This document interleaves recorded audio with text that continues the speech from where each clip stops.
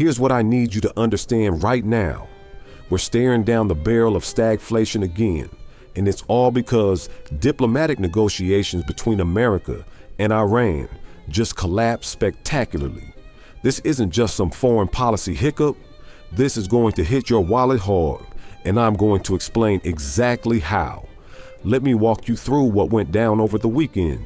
American and Iranian representatives sat down in Pakistan for what was supposed to be breakthrough negotiations to resolve this whole mess. They hammered away at it for 21 straight hours, but walked away with absolutely nothing.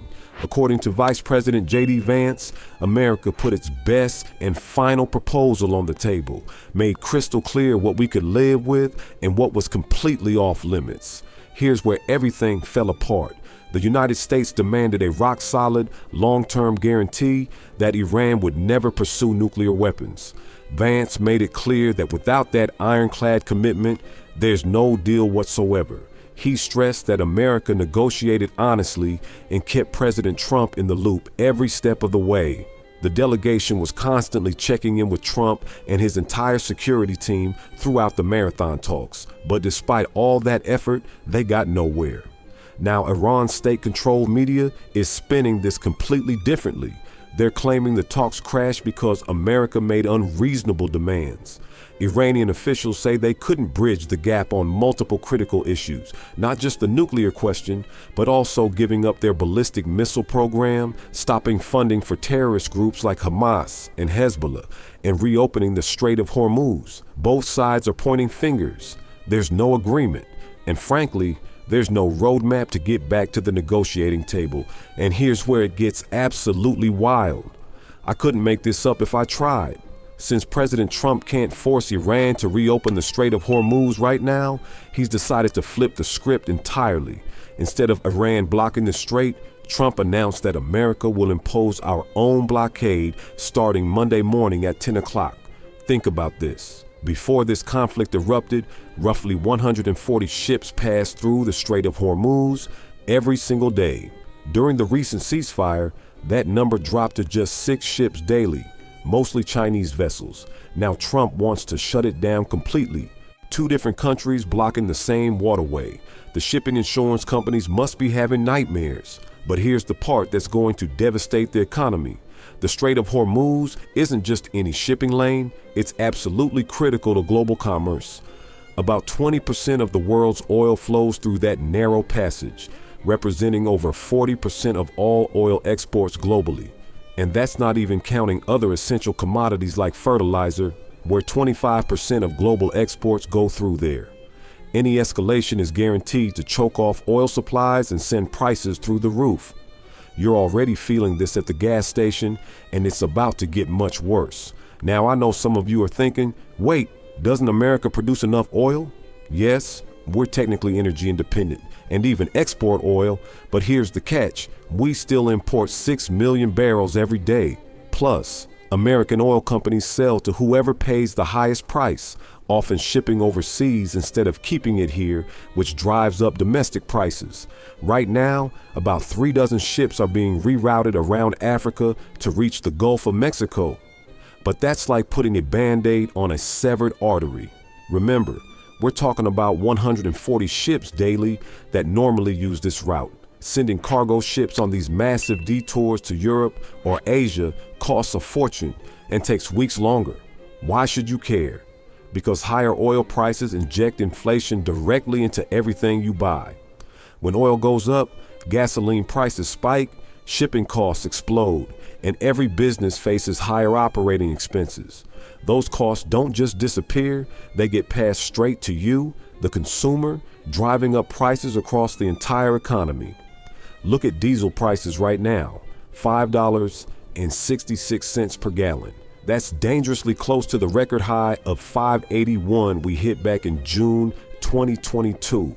Just 1 year ago, diesel cost $3.60 a gallon. That's a massive jump. This timing couldn't be worse because inflation has been stubbornly refusing to cooperate. The Federal Reserve has been desperately trying to hit their 2% inflation target for 5 straight years now. The latest consumer price index showed inflation jumping from 2.4% in February to 3.3% in March. That might not sound dramatic, but it's the acceleration that's terrifying economists. That's not gradual. That's a spike.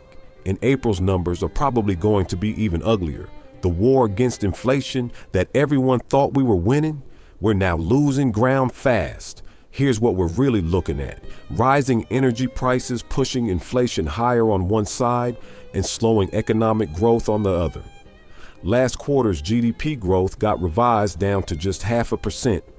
Add in tight credit conditions and the Federal Reserve's ongoing money printing, and you've got the perfect recipe for something economists call stagflation. We're not there yet, but the risk is climbing rapidly. And this isn't just America's problem. Europe and Asia could get hit even harder. Europe depends heavily on imported energy and has already survived multiple energy crises recently. If oil prices surge again, European consumers and businesses will face a devastating double hit of slower growth and higher inflation simultaneously.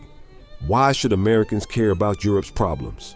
Because we need allies who'll keep buying our government bonds. If we keep damaging relationships with our friends, they'll stop lending us money, which weakens the dollar and makes inflation worse here at home. Asia faces an even bigger threat. Countries like Japan, South Korea, and India import massive amounts of energy. 80% of the oil and 90% of the liquefied natural gas flowing through the Strait of Hormuz goes to Asia. Now they're scrambling for alternative sources, pushing global energy prices even higher. Higher energy costs slow down manufacturing and global trade, which matters enormously for America, because our economy is interconnected with the world.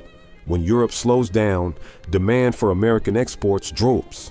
When Asia struggles, global manufacturing weakens, ultimately hitting American corporate profits, financial markets, and economic growth. Even though we're less dependent on foreign oil than before, we can't escape a global economic slowdown. This is what makes the current situation so dangerous. We're not dealing with a local problem, but a potential global chain reaction. History shows us that stagflation often starts with supply shocks. The classic example is the oil crises of the 1970s, when energy prices exploded, inflation soared, and economic growth stalled simultaneously. Today's situation isn't identical, but the mechanism is eerily similar. Disrupted global energy supplies leading to higher prices and slower growth. The bottom line is this: these failed peace talks aren't just a diplomatic setback.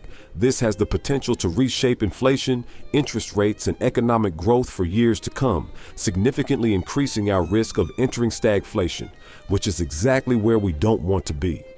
This weekend's developments aren't just about overseas conflicts. We're talking about direct consequences for American families, higher prices, changing interest rates, and our collective financial future. Here's what really worries me. If we slide into stagflation, the Federal Reserve gets trapped. They can't cut interest rates to stimulate growth, they can't raise them to fight inflation, and they definitely shouldn't be printing more money. Yet they're already creating $40 billion monthly. If this situation escalates, $40 billion a month will look like pocket change. I'm concerned they'll have to massively accelerate money printing, even though they shouldn't be doing it at all. Why would they print more money? Because conflicts cost billions daily, money we simply don't have sitting around. There's no war fund collecting dust somewhere. They just create the money electronically. If this triggers a recession, how will they respond? With economic stimulus that costs money we don't have, requiring even more money printing. After these negotiations collapse, I believe there's a much higher probability they'll print substantially more money throughout 2026, which is inherently inflationary. The Federal Reserve has been publicly stating for months that they plan to reduce money printing in late 2026, scaling back from the current $40 billion monthly. But given current circumstances, I don't see how that's remotely possible. If tensions escalate further, trusting the Federal Reserve's projections becomes highly questionable. Today's discussion sets the stage for my next analysis, where we'll explore how this entire situation accelerates the global shift away from the dollar. Make sure you're subscribed, because this story is just getting started, and the implications are bigger than most people realize.